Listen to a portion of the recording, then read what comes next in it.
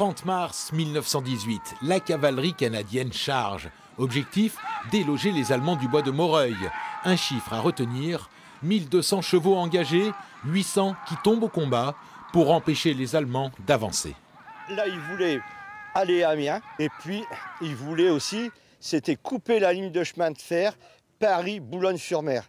Et s'ils avaient coupé cette ligne de chemin de fer-là, pour nous, c'était grave. Pourquoi? Parce qu'on ne pouvait plus alimenter le front.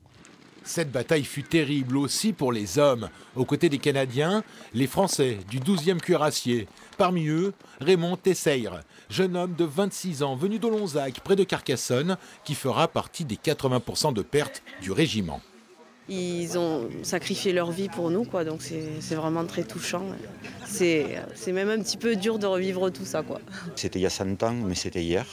Et quand on voit les événements aujourd'hui qui se sont produits, notamment très près de chez nous, à Carcassonne et à Trèbes, on voit que le danger, même si c'est sous une autre forme, est toujours là et qu'on doit toujours se battre aujourd'hui, plus que jamais peut-être, pour défendre nos valeurs, ces valeurs de la liberté, de l'égalité et de la fraternité. Les soldats actifs du 12e régiment de cuirassiers partagent cette notion de sacrifice mise en exergue par l'actualité tragique de vendredi dernier.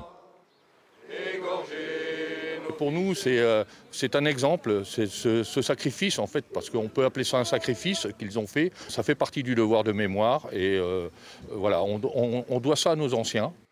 Côté canadien, cette bataille a une importance capitale. Elle installe le pays dans sa véritable dimension internationale.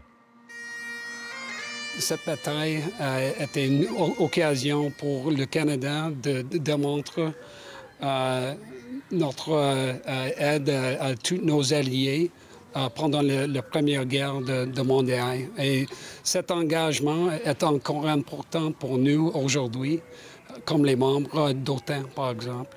Cette reconstitution du centenaire de la bataille rappelle à tous l'importance du sacrifice de combattants du monde entier pour sauver Amiens et bien plus que cela, une certaine vision de la liberté.